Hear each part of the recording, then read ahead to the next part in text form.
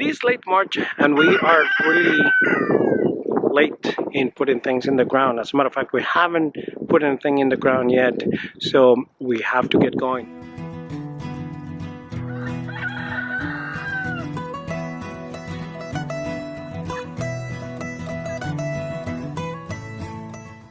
I'm gonna be working on some onions today. Hopefully I can plant 3 beds, and I only have about an hour and a half, so I think I can do it, or at least get everything ready for tomorrow. These are some of our permanent beds here. The ducks were here a few weeks ago, so we're going to use the broad fork and loosen up the soil a little bit. And then we probably gonna well, shape the beds a little bit, put a little compost on top, and get 3 beds of onions today.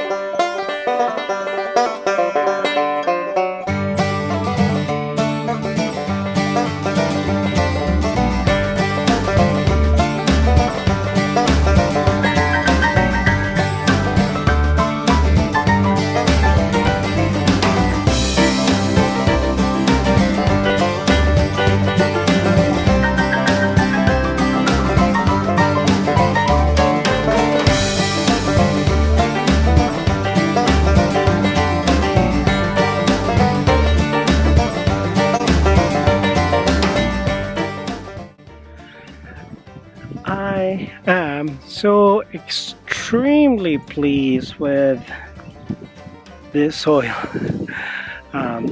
For one thing, it was really a joy to go with the broad fork and work it. These were permanent beds. We avoided putting weight on it last, essentially. Very careful not to step on them, or in other words, to create some kind of compaction on the soil. And it was really easy to do, and the soil is so grainy, and so this is really great. This is really great. And so I was doing that and having all these flashbacks 2 years ago when I was cutting through this soil. It was so difficult to work. But what I would like to do is to put a thin layer of compost on top. Maybe put the drip tape back on, and then tomorrow I'll come and just plant.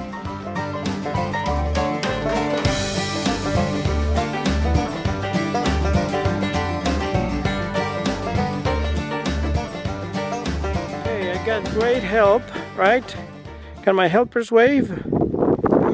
Wave? Yeah. And so here we have these beautiful beds, 3 beds that we put a layer of compost on top after we had, yeah, we're gonna put onions in here. We're gonna do that tomorrow because we're running out of time.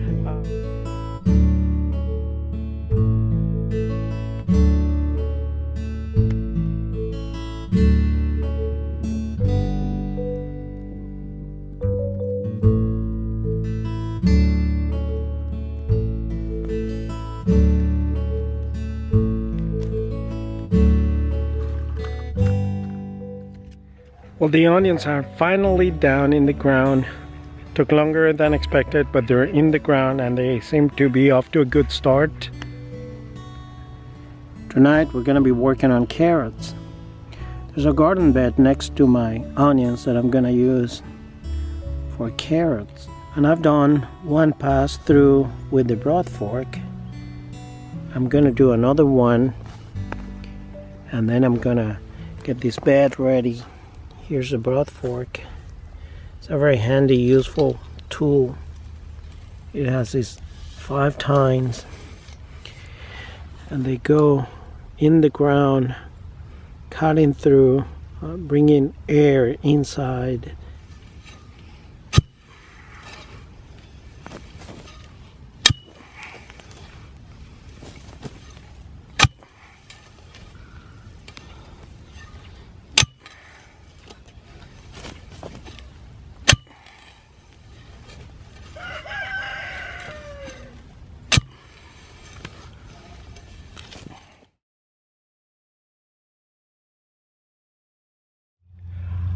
I'd like to share with you some thoughts on soil and food chains, and to think about the implications of some of the decisions that we make.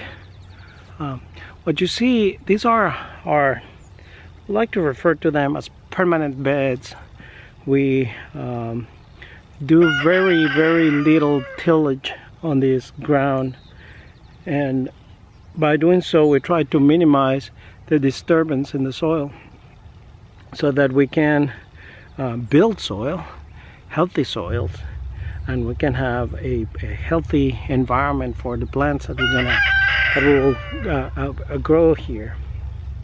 But I mentioned that I wanted to share some thoughts on food chains and life and soil.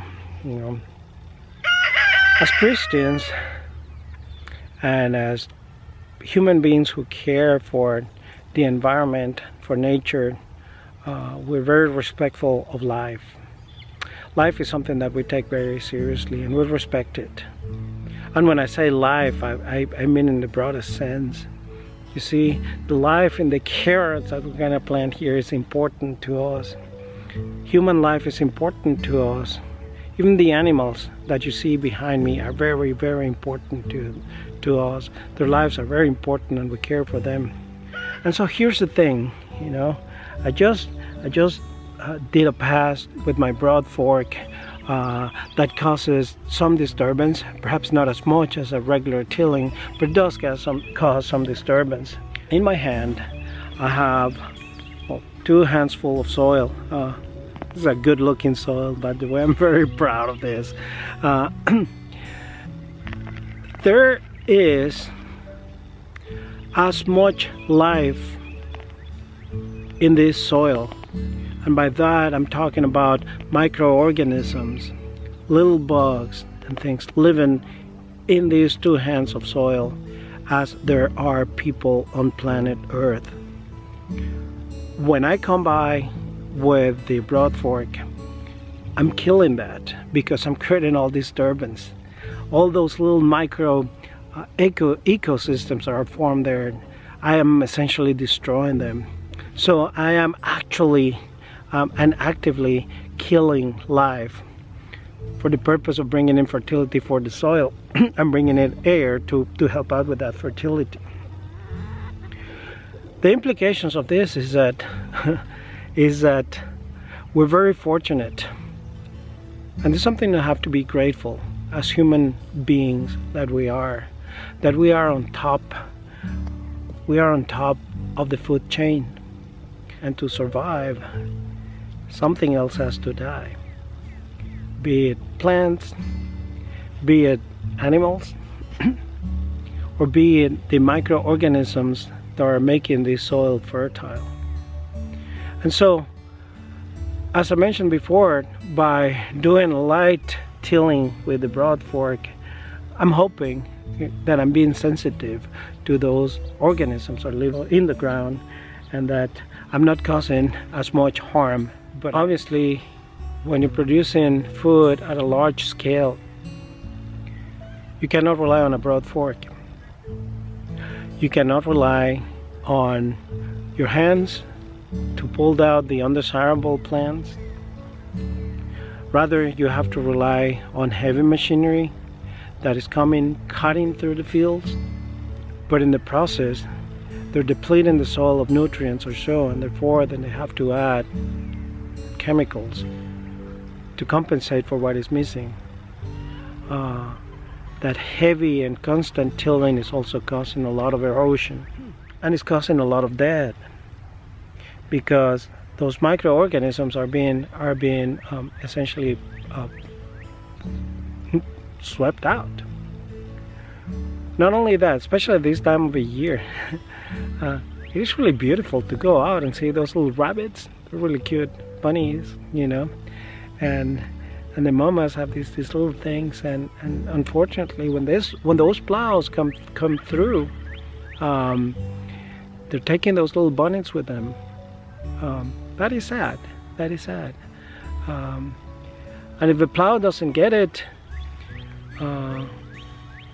the pesticides are coming later on will. And so we have to think ethically in terms of what we eat and where it comes from. Okay, so I have my carrot bed already nice and raked.